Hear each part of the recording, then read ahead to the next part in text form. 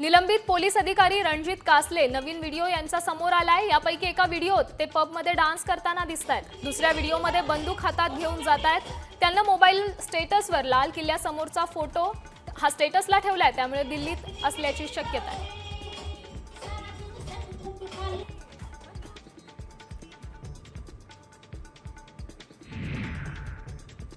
रणजित कासले पुण्यात शरण येणार असल्याची माहिती समोर येते। पहिल्या विमानाने कासले पुण्यात येण्याची शक्यता आहे। शरण येण्याबाबत कासलेने सोशल मीडियावरून माहिती दिली आहे। धनंजय मुंडेने आज मला पूर्णपणे डाऊट आहे।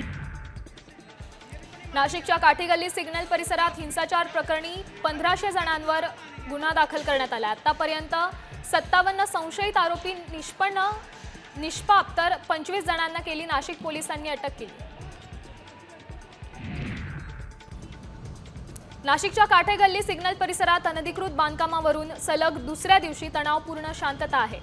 परिसर सील केलाय। संपूर्ण अनधिकृत बांधकाम हटवल्यावर सुप्रीम कोर्टाने कारवाईला स्थगिती दिली आहे। 21 एप्रिलला पुढची सुनावणी असेल।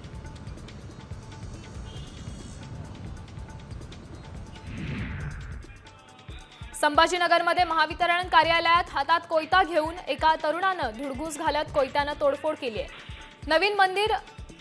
नवीन मीटर मिळत नसल्यामुळे तरुणांना महावितरण कार्यालयात गुंडगिरी करत कर्मचाऱ्यांना शिवीगाळ केली आहे।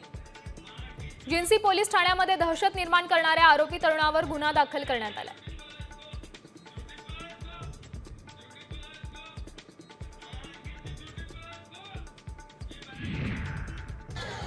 कसबा बावडामध्ये लावणीचा कार्यक्रम गाण्याची फरमाईश करण्यावरून 2 गटात वाद झाला। यावेळी पोलिसांनी हस्तक्षेप करत कार्यक्रम बंद पाडला। यात्रेच्या निमित्ताने लावणी कार्यक्रमाचं आयोजन करण्यात आलं होतं।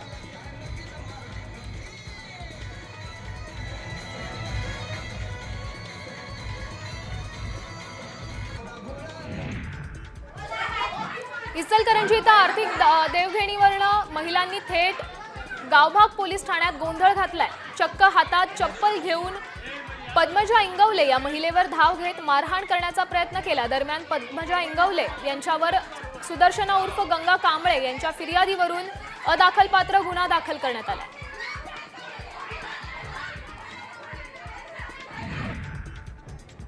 कोल्हापुरात फुटबॉल स्पर्धेदरम्यान प्रेक्षकांना थेट गॅलरीमध्ये बक्षीस द्यायचं म्हणून ही जिवंत बकरी आणली आहे। चंद्रकांत चषक फुटबॉल स्पर्धेदरम्यान हा प्रकार घडला असून कोल्हापूर स्पोर्ट्स असोसिएशनने यावर कारवाई केली आहे। स्पर्धेचे संयोजक असलेल्या बालगोपाल तालीम मंडळावर 5000 रुपयांची दंडात्मक कारवाई करण्यात आली।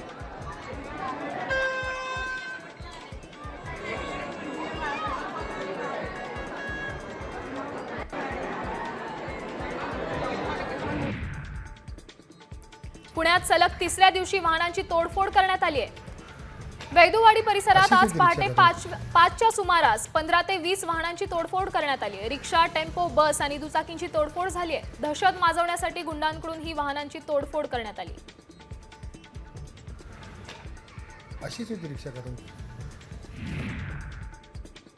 नाशिकमध्ये हप्ता न दिल्यामुळे व्यावसायिकावर डोक्यात दगड घालून प्राणघातक हल्ला करण्यात आला। 15 दिवसांपूर्वी चॉपरने मारण्याची धमकी देण्यात आली होती, मात्र याकडे पोलिसांनी दुर्लक्ष केल्याचा आरोप आहे।